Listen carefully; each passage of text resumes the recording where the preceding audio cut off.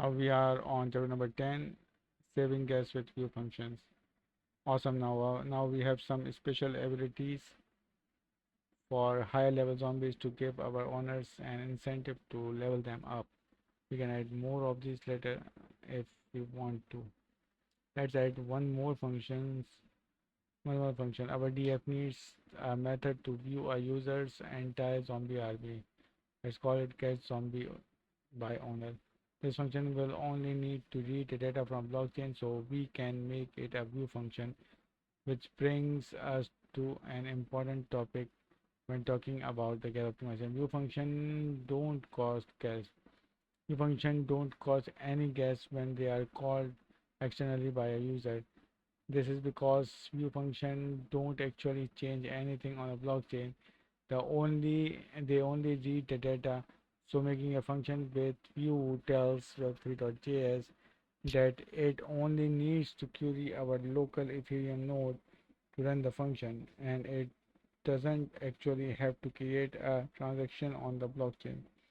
It will need to be run on every single node and cause gas. We'll cover setting up w3.js with our own node later, but for now, the big takeaway is that you can optimize our DF caps usage for our users by using read-only external view function wherever possible. If a view function is called internally from another function in the same contract that is not a view function, it will still cause gas. This is because the other function creates a transaction on the Ethereum and will still need to be verified from every node. So view functions are only free when they are called externally. For the test, let's see, we are going to implement a function that will return a user to entire zombie army.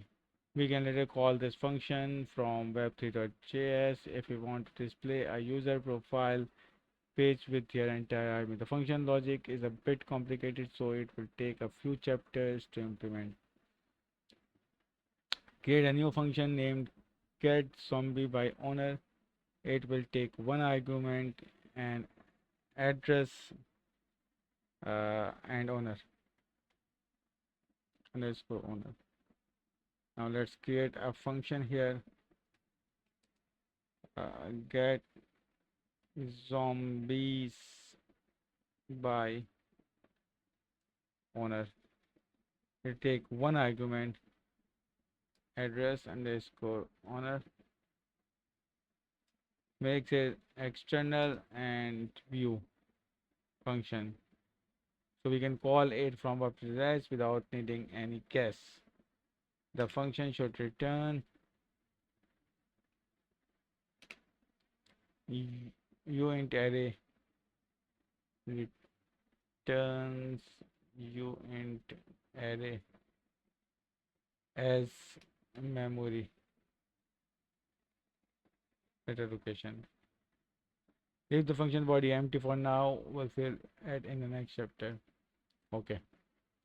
So here it is. We have created a function and make it view. So we will save gas on it. So let's check the answer. Okay. So what's the issue?